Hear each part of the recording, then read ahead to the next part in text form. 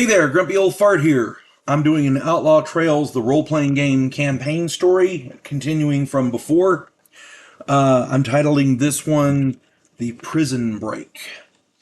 So, after the Santa Fe shootout, John made up a new character and was ready to play by the next week.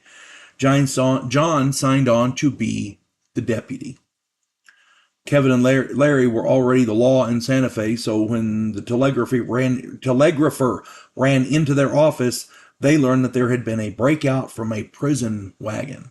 Before I get into this, though, if you enjoy my content, it would really help me out if you would hit the like button, subscribe to my channel, share my content on social media, and post a comment or two.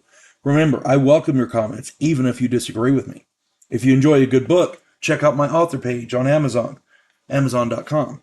My pen name is H.L. Anderson, and you can find all of my books there. I like to think I write good stories that make you think.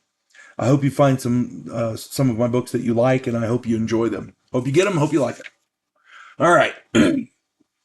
So the telegrapher came in and with a message that there had been a breakout from a prison wagon. 3 notorious desperados, Carlos Vincente, Arturo Vincente, and Caleb Morgan, along with 2 others, John Cray and Milton Sands, had been on their way to the territorial prison when someone had broken them out. 3 guards had been killed. Yeah, these guys are some serious bad guys.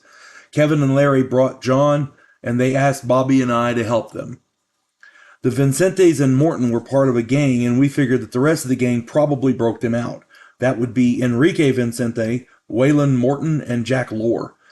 That made it 6-5. 8-5 if Cray and Sands joined up with them. We outfitted with 4 pack horses and provisions for 3 weeks and started out. We headed to where the wagon had been attacked, and we picked up the trail from there.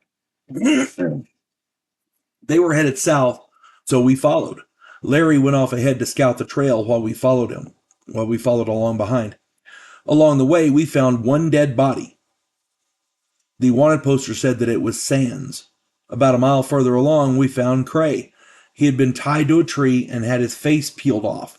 He had been castrated and was begging to be shot.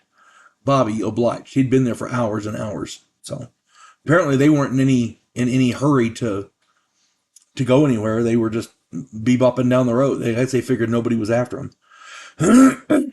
We came up on an old house, an old homestead, and there were 9 horses in the corral and smoke coming from the chimney.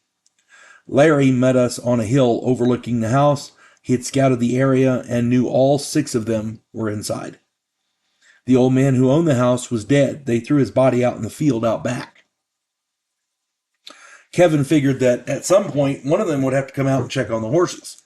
At least one of them. Bobby and Larry snuck down real quiet and waited. Sure enough, about an hour later, Caleb Morton walked out and checked around. Then he headed to the corral. Larry kept watch while Bobby knifed him to death. They dragged the body off and they brought one of the horses back to our dry camp. When Jack Lore came out, he saw the horse was gone and headed back in. They argued, and Waylon Morton argued that his brother would never leave them, so they shot him dead.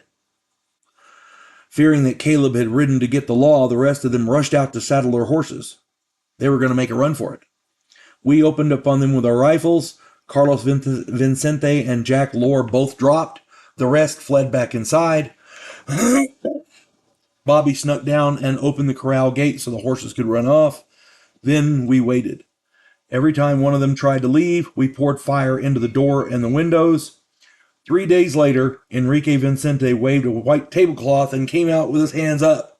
The rest of them followed him out, holding his Arturo was the only one left. He came out holding his wounded arm. We treated his wound as best we could, and then we shackled them both and gathered as many of their horses as we could. The next morning, we started off back to Santa Fe. We put them in the jail, telegraphed the federal marshal, and that was that. The town paid each of us Bobby and I, $100 each for helping, and that was cool.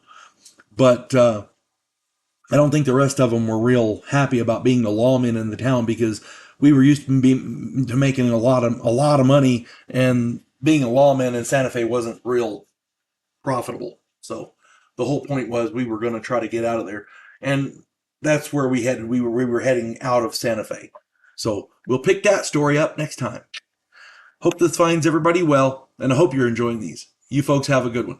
God bless one and all. We elect cookie-cutter politicians every single election cycle. Yes men who maintain the status quo and do just enough to make us believe the system still works. Imagine, if you will, a president who actually tries to fix things. If you like action, political intrigue, and a righteous crusade, check out my political thriller, The Righteous President.